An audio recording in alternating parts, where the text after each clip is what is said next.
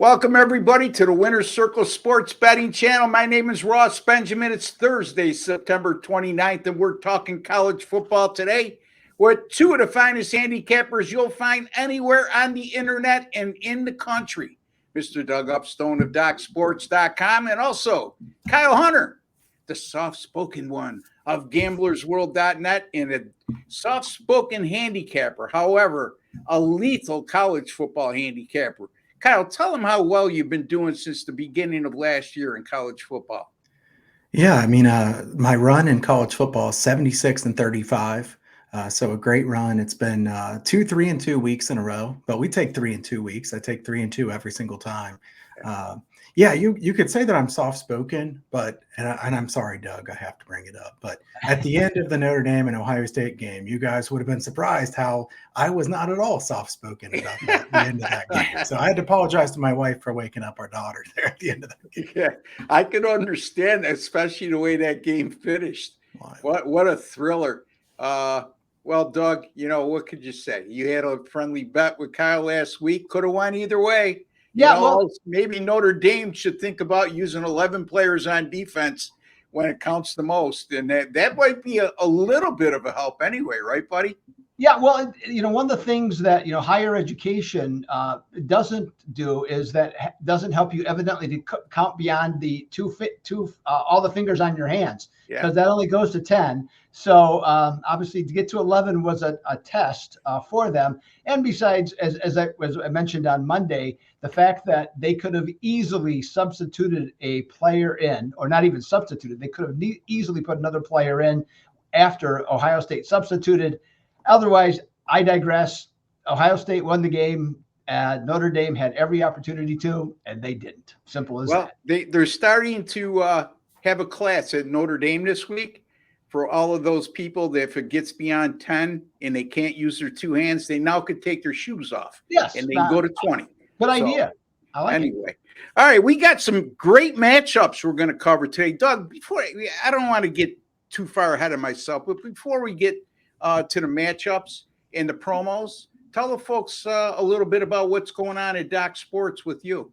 Yes, well, as I mentioned on Monday, had a real nice weekend. Went 5-3 altogether. Hit both my top plays. They were 6-unit best bets, South Carolina and the Seahawks. So that was very good. So ended up based on units up over $1,300. So that was a really nice football weekend. I haven't had a lot of really good football weekends this year, so I changed some things up from this past week, and it paid off. And so obviously, I'm not dumb, okay? So I did the same thing again this week. And so I'm not trying to change anything up. If you got something that works, go with it. So that's exactly what I'm doing. And so I'm looking to duplicate, if not improve, on that this upcoming weekend, Ross. All right. So you can find Doug over at DocSports.com. Great baseball handicapper. The postseason coming up in Major League Baseball, which I know he always looks forward to and does very well. Correct, Doug? Major League Baseball postseason? I will talk about that either today or on Monday for sure on that topic. Yes. All right. So there you go. And then Kyle Hunter, you can find him at gamblersWORLD.net. He just gave you his college football record since the beginning of last season. Folks, to get in on his college football annual package right now, it's just $5.99. Think about that. Okay. This is a guy who's hitting close to 70%, if not over 70%. Kyle, I'm not sure what the percentage is on that, but it's somewhere in that neighborhood. And you can get the rest of his college football picks through the entirety of the season, the bowl season, and the national championship game for just $5.99. Also not a bad NFL handicapper as well, as Kyle hit 61% in the NFL last year. You can get his NFL package if you wish, if that's your cup of tea, for $5.99. Or you can get college football and NFL together. Why not? Make a lot of money. $8.99. This guy's a proven winner. You don't believe me? Do a Google search on Kyle Hunter and look at some of the documented records he has, which are consistently good and extremely high in profitability on every site he posts at. We are very transparent here. We tell you when we lose, and we beat on our chest when we win, and that's business 101, folks. I know a couple of you have complained about that, but it's simple business 101 That's never going to stop, okay? But we do want to make you a smarter sports better today than yesterday, and the only way to do that, is to hit that subscribe button on your mobile device. You'll see that black subscribe button underneath your video box.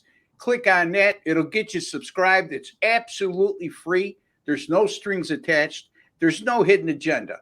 And also, if you're on your PC, you'll see a WC logo in the bottom right-hand corner, of your video box. Click on that. That will also get you subscribed. And again, folks, absolutely free. I'm just going to ask you to take one step further. Once you subscribe, go into your YouTube settings. You'll see a notification alert bell. Click on that for the Winner's Circle Sports Betting channel. You'll be notified immediately upon any of our sports betting podcasts going up on our channel. And just one other friendly reminder, our sponsor, Gamblers World. If you go to gamblersworld.net right now, you'll see all those subscription plans I talked about. 10 of the finest handicappers you'll find anywhere. On top of that, we guarantee our single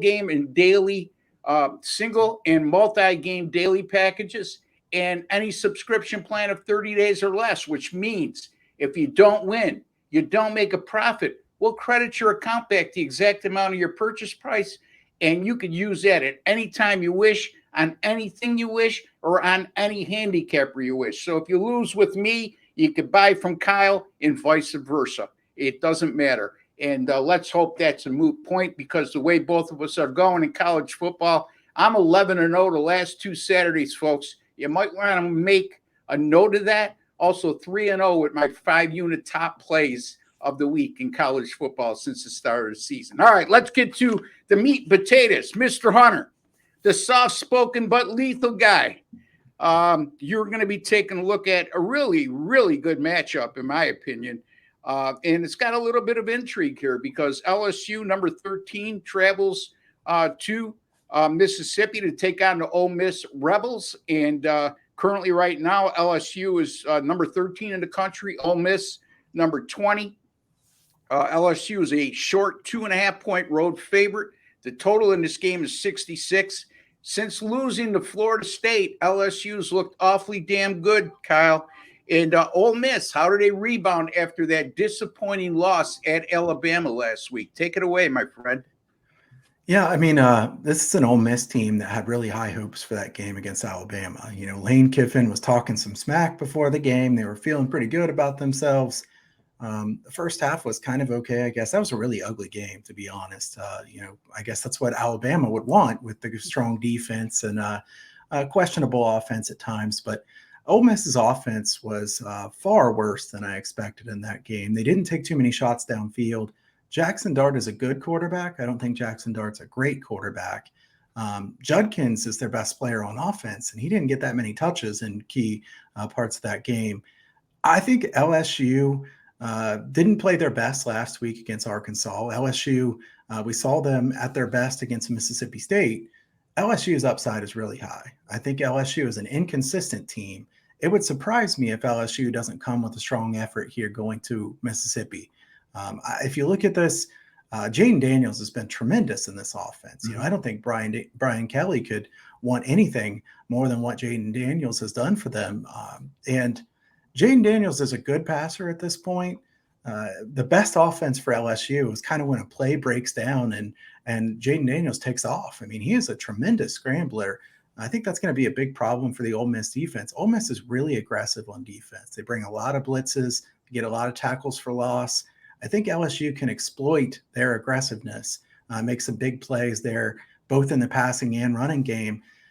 This is a big line move here on the over. I would have tended to lean to the over, thinking there will be a lot of points in this, but it's moved a lot. It's hard to take an over that is this high. So I'm going to go with LSU on the side. I think LSU is the team with the higher upside. Ole Miss, a team to me that is a good team. I don't think they can beat the upper echelon teams when those other teams are playing their best. I think we get a good effort out of LSU. The fact that they kind of squeaked by last week, to me, makes this a better situation. You know, they're not feeling great about themselves after their win against Arkansas. I think this is one where Mississippi, with those 33 tackles for a loss in 4 games, that defense is good at being aggressive, but they're going to give up some big plays that way. I think both teams will score quite a few, but just 2.5 points. I'm going to take the LSU Tigers here. LSU Tigers on the road, -2.5 at Ole Miss. Jackson Dart, yeah, he hasn't given anybody a reason to pull him out of the lineup up until this point.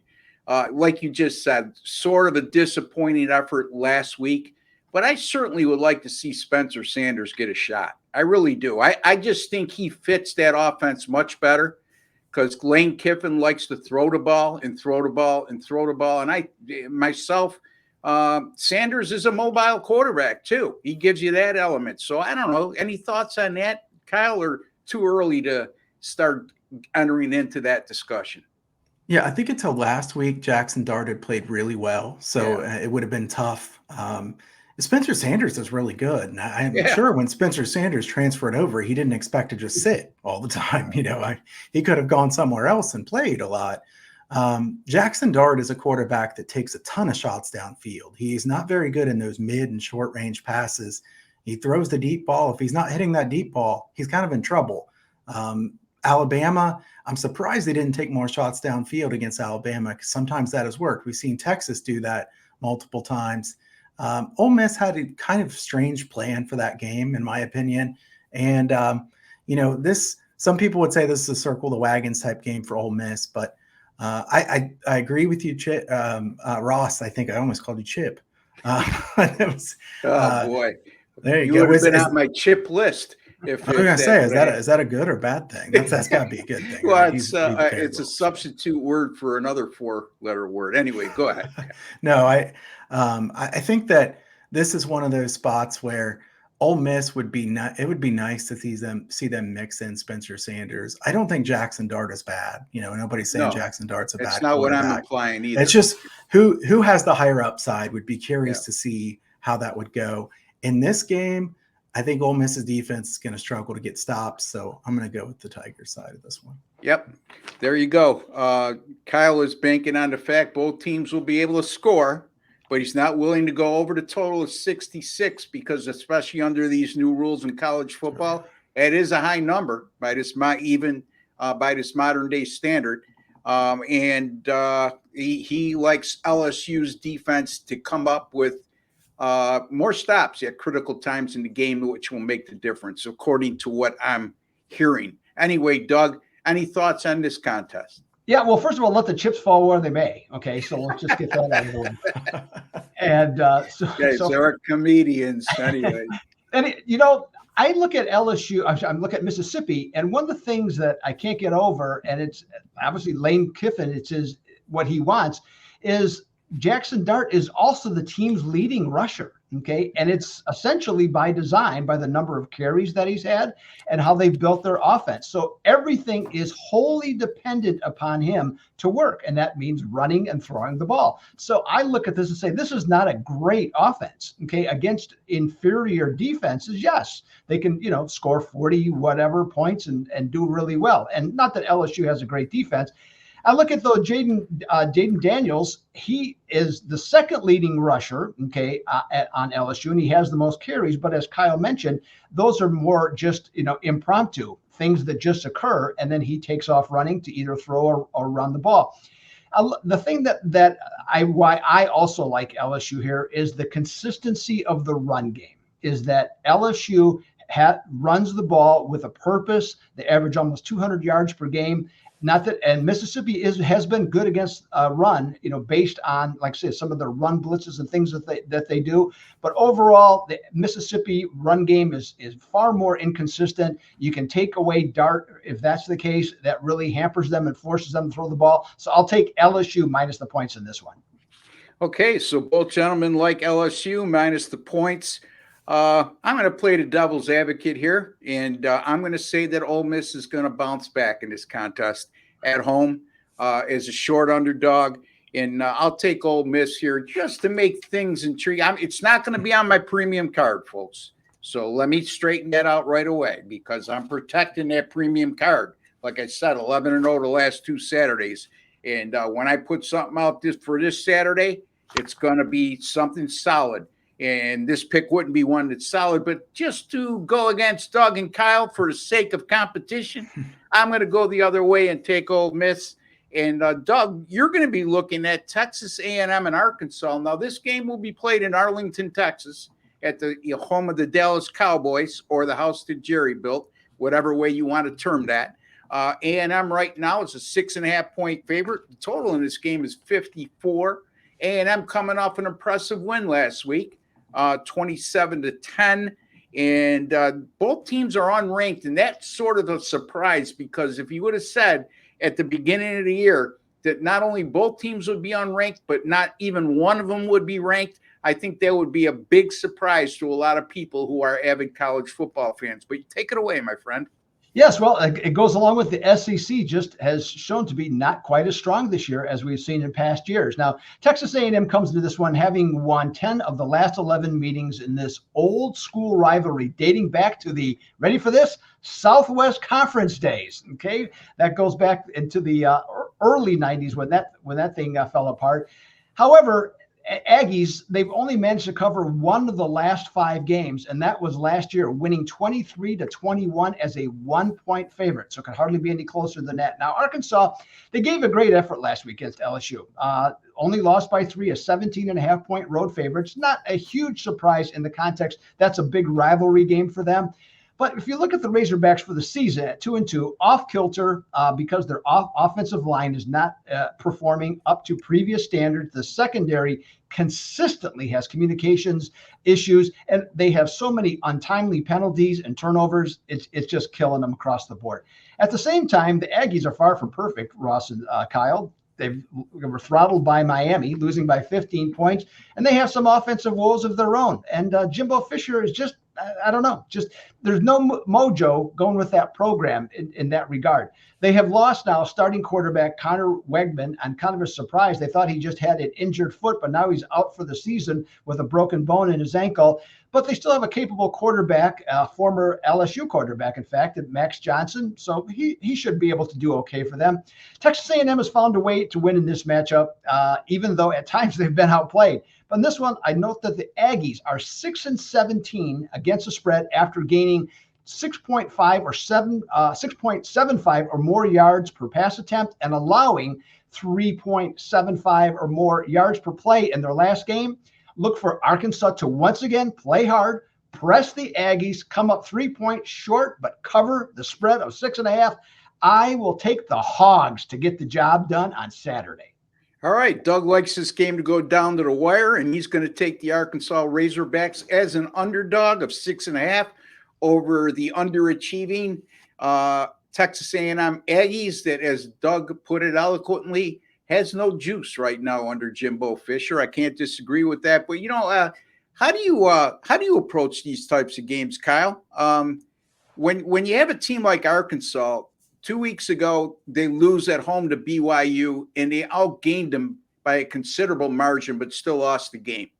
And then last week, they lose a heartbreaker against LSU, a game they were right in throughout, had an excellent opportunity to win as a double-digit underdog.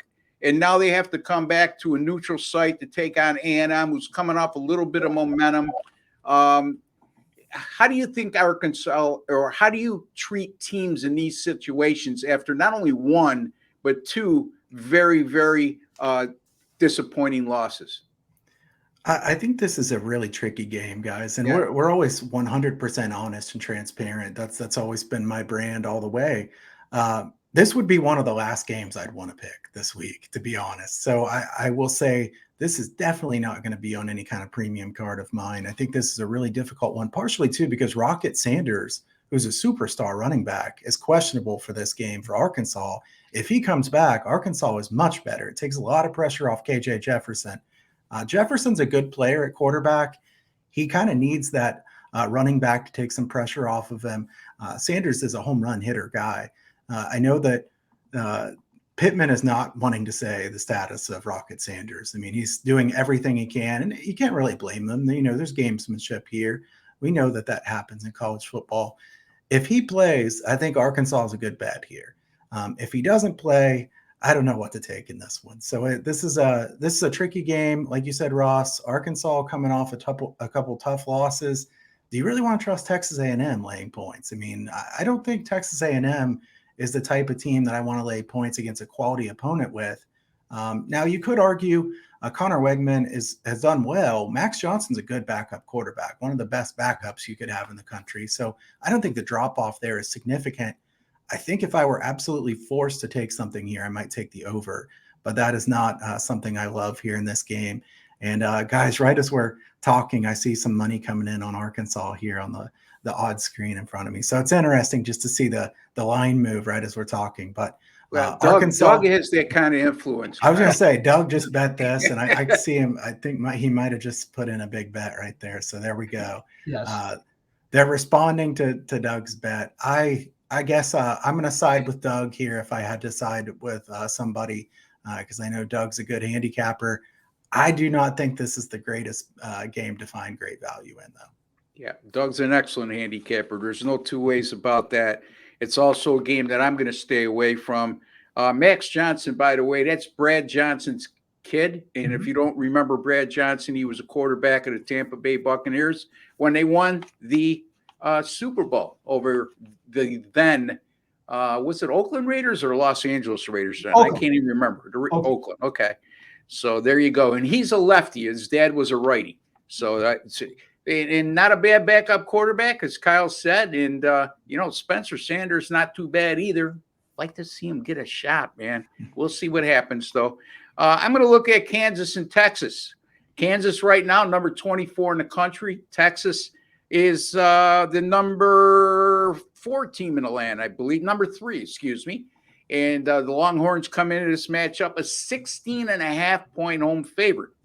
Now, this is going to be a free play. I like the Longhorns, and I'm going to tell you, the only reason why I'm not using them as a premium play is A, Kansas can be dangerous, and B, they got Oklahoma on deck. And I'm one of those guys that likes to see what they're looking ahead to in the next game.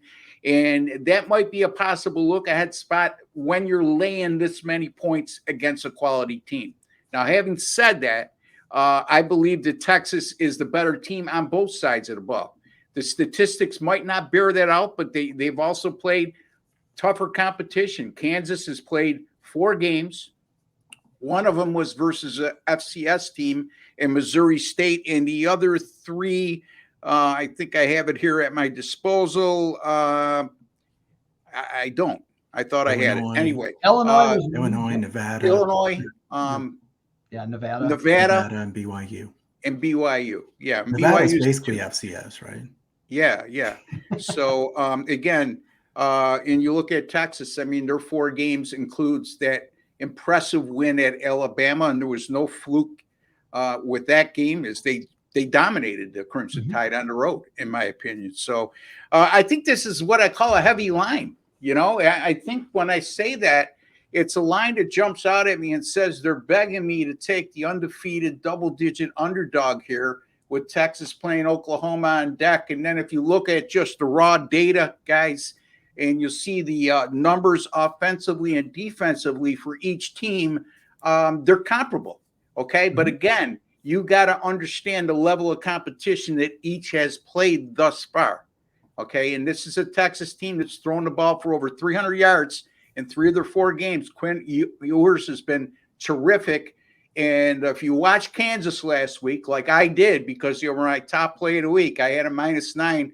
They won by 11, but it wasn't easy. Keaton Slovis, the quarterback of BYU, the former USC signal caller, he threw for 357 yards in that game. I just think this is a game that'll be closer about a half, and I think Texas pulls away in the second half here. I'm going to be willing to lay to 16.5 here and take the Texas Longhorns at home -16.5 against the undefeated Kansas Jayhawks. And Kyle, your thoughts? Yeah, I think this is a interesting game because, like you said, it's a look-ahead spot here to what is going to be a massive game. Oklahoma's played really well so far this year, so I'm really looking forward to that game. I think the over is my favorite thing about this game because Kansas offensively, though they don't play terribly fast normally, if you think they're going to be behind here, which is what the point spread indicates, and I would assume they will be, Kansas has to speed up their pace. Texas plays pretty quickly. Kansas is a big play offense with Jalen Daniels. I think Daniels is a really good quarterback. the problem for Kansas is their defense is easily the weakest unit on the field on either side. I think Kansas is going to give up points in bunches. Ewers has been really good, especially with those deep passes this year. He's taken the next step up. Texas has really good wide receivers. Texas has the offensive line they haven't had in the past too. I like the over. Ross, I also kind of like Texas team total over here. If you're going to take team total, this can have some pretty good value. I think Texas scores enough here. How many Kansas scores is kind of my question in this. I think Kansas can score. I don't know if they can score at will like Texas here. So I'm going to stay away from the side. I kind of like the over and the team total over for Texas. And I want to pose a question to both you guys too, real quick. It's always good to have a little discussion. So we're talking about the look ahead spot, and then you have look aheads or letdowns. So what do you think when you're handicapping games? Which is more important to you, or which do you try to fade more often? The look ahead spot or the letdown after the big game? I will be, I probably am not going to give you the answer you want to hear, Kyle, but I put equal value in both. I really do.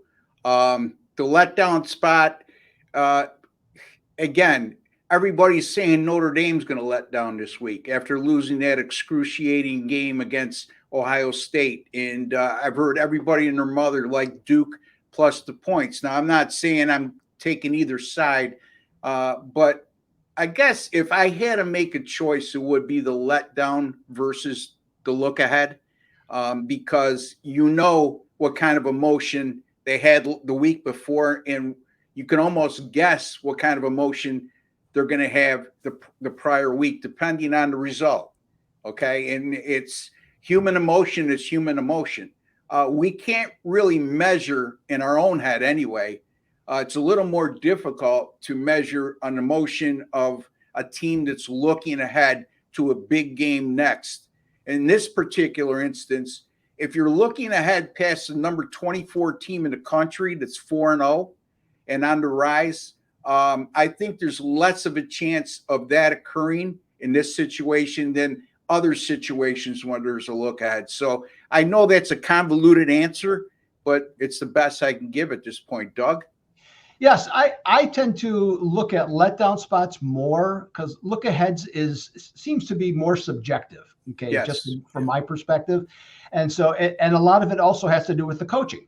Now, in this case, you could make a case for, based on Texas history and even to a certain degree Sarkisian's history, to where teams tend to play up and down. Okay, so that's a little bit different scenario though this year. And the reason I say that is because I think Texas in this case is loaded. Okay. They proved against Alabama that they were better on both sides of the ball at the line of scrimmage. They also had more playmakers. So to me, that's the biggest difference going forward. And looking at a team like Texas playing Kansas is, as Kyle said, Kansas has some real defensive shortcomings, and I think they can be exploited. That happened last year. Don't forget, a year ago, basically the similar scenario, but Texas was not playing as well, and they rolled into Lawrence and drilled them. Okay, and so if this team's motivated, if they even have their B game, I think it's more than enough to cover the 17 or 16 and a half in this one. Yeah, and Kyle, to your point about Texas in the team total, the Longhorns have scored 50 or more in their last 3 meetings against Kansas. So again, like to think that Kansas is a little better club than they've been in years past. They haven't been bad. I mean, last year 6-6 they were during the regular season after a strong start. But by the same token, I mean, if you watched the game last week, I wiped my forehead after it ended because I won 31-20 with Kansas -9. But they scored a touchdown on defense, and then their defense created another short field. So without that, who knows how many yards the Slovis would have passed for, more than the 357, or if they even would have won the game. So if your defense is predicated solely on big plays, turning the ball over, creating short fields, and scoring on defense, that's fine and dandy. Some teams are real good at it. But my point being is if you don't have one of those days, where you get those 3 or 4 or 2 or 3 turnovers to create a short field, and you don't get a pick six or a fumble recovery for a touchdown, a defense like Texas against an offense like or a defense like Kansas against an offense like Texas, I think could be exposed exponentially. But in any event, Kyle, your take on the same question you posed to us. Yeah, I feel pretty strongly that the letdown spot is more important than the look ahead, because these are college kids. You play a huge game. Say your bubble's been burst. You have these huge aspirations for the season, and now you can't get to that point. It's super hard to get those guys back up for the next game. I think it's a lot easier as a coach to say, look, we can't look ahead of this game. We got big things in front of us. It's only a natural reaction to have letdowns after these massive games. So I think the numbers bear out that too, just based on some queries I've ran, that ATS wise, it is more important after those huge games. We've even seen guys where teams play Alabama or Georgia, a really physical team. The week after that, fading the team that just played them has done pretty well. And I don't think that's any kind of coincidence. So yeah, I think look aheads are not nearly as important as letdown spots would be the way I'd go with Fair enough. And like I said, I favored the letdown spot a little more than I initially said equal value, but after talking my way through it, because I don't think I've ever been asked that question, and it's a great one. I agree with you guys that the letdown spot, and look, there's 2 situations this week, Kyle, that we could really keep an eye on. Clemson coming off an overtime loss to Florida State, miss a chip shot field goal at the end of regulation time, lose the game. And also Notre Dame losing on the last play of the game and now taking on a very good Duke team. And Clemson, by the way, is taking on Syracuse. They're not ranked, but they are undefeated. And Syracuse has covered 5 of the last 6 in that series. So those are 2 prime examples right there, guys. I mean, I don't know if you want to add anything to that. Feel free to do so, Kyle. Yeah, I want to say, I think the Notre Dame one is really interesting because you could say it's a letdown spot, but Notre Dame, I don't think their hopes are ruined for the season. This still means quite a bit. If they win out, they're going to be sitting in good position. Clemson, I think that's kind of hard to argue that. Yeah. So Notre Dame, you also could argue if they had won right at the end of the game last week, it might have been an even worse position to be in because they were feeling super good about themselves. So the Notre Dame one, you could talk yourself into either side pretty easily. I think that is not a clear-cut letdown. I'm really interested in that game. I'm not going to bet that game, but I'm super interested in what happens to that Notre Dame and Duke game. Yeah, I think we talked at length about this, Doug, on Monday, but if we didn't, it was on another show. But to hear your take, you got a Clemson program that's used to be in a national title contention, on an annual basis, and the least of which is ACC title contention. Right. Now they have 2 conference losses. They're basically eliminated for all intent and purposes from the national title discussion. And they might not even be in the ACC championship game. As a matter of fact, with 2 conference losses this early in the year, probably a very low probability. So is it, in your estimation, as in aligning what Kyle just said, a tougher spot for Clemson right now to be up emotionally for a game as opposed to Notre Dame? In a sense, yes. Because when you look at your season, it's pretty hard to be convinced as a 20-year-old or 21-year-old or whatever that we can still make this a great year. Well, you got 2 conference losses.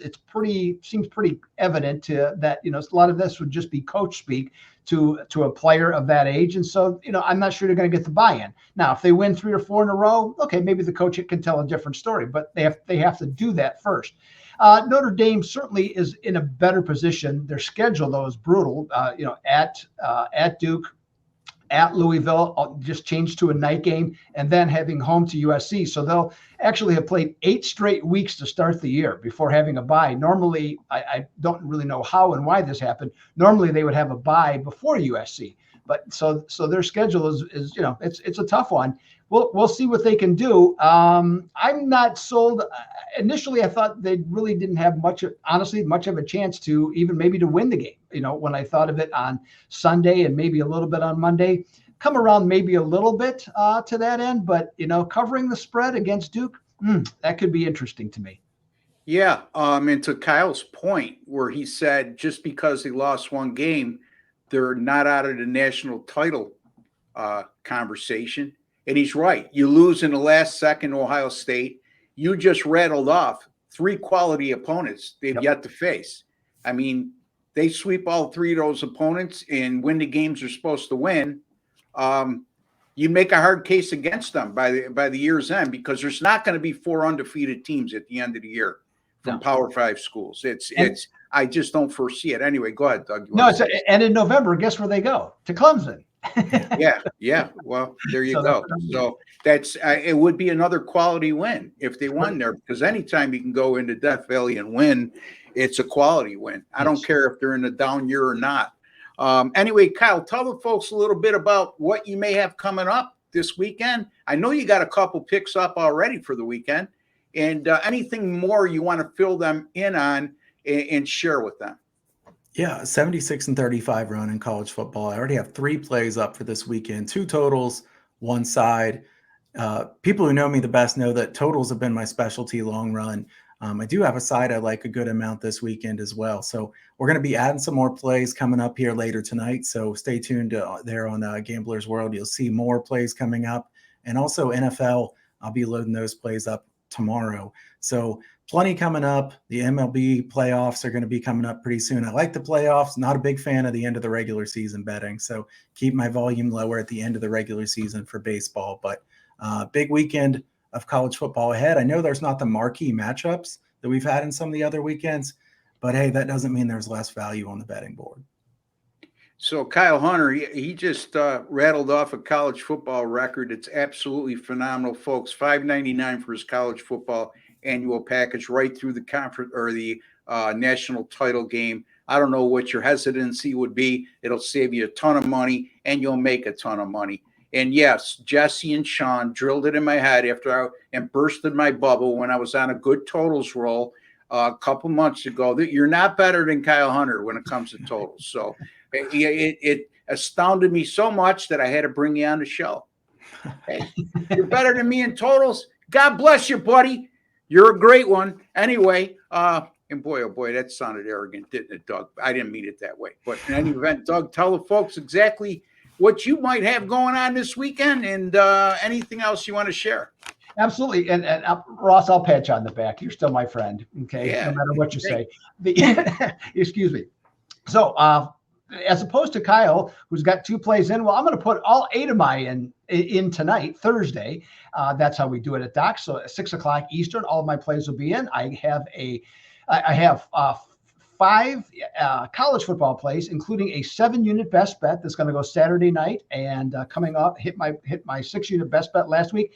3 in the NFL this week, lowered it by 1, and so I got a 6-unit best bet going there. So got some really good action there, coming off a good week. When I said making some changes, that has really worked.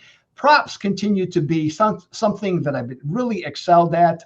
Really never was much of a prop player, studied it for basically a year, and have gotten off to a very good year overall. Recently, 28-15, up over $3,200 just across the board. I actually have a play on Thursday night for the Thursday night Packers and a Lions game.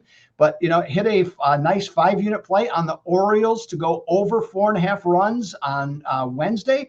And that's just been going really well. And I'm not even going to talk CFL this time, but I will tell you instead with baseball, I have done well to end the season, 56 and 33 to close the season. Probably won't do much this weekend, but next week, the last 2 years, 22-7 in the postseason. The last 2 years, I'm going to look to maintain that pace coming up for 2023. There you go. Doug Upstone over at DocSports.com. Kyle Hunter over at GamblersWorld.net. 2 of the finest handicappers you will find anywhere, folks. And I'll try to make this short. I have a lot to talk about, Doug, but I'm going to make it short because I know you got to get your picks in with Docs. But college football, 11-0 the last 2 Saturdays. Major League Baseball, 12-2 at my last 14 since August the 4th at Gamblers World, 44-22. I don't give out big chalks, so your return on investment is going to be real good, and it has been over the last 2 months. Football overall, 18-5 since September the 14th. All sports on a 29-7 run since September the 12th. Since August the 4th, I am on a 76-44 run, 65%.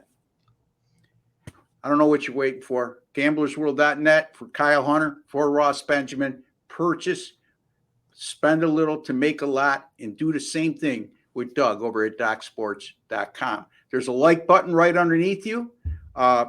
Folks, just tap that like button. It's just a small token of your appreciation for the work, time, and effort we put into this channel and to these shows to make you a smarter sports better today than you were yesterday. Until the next time, and that will be tomorrow morning. We're going live, folks, 10:30 a.m. Eastern time with the two geniuses.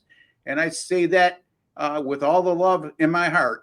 That Sean Higgs and Jesse Schule, as we'll be live tomorrow at 10:30 a.m. Eastern time. Chime in with all your comments and questions. Doug and Kyle will be back with us on Thursday. Doug will be back with just me on Monday. I get to have them all by myself. Until the next time, for Doug Upstone and Kyle Hunter, take care and God bless, folks.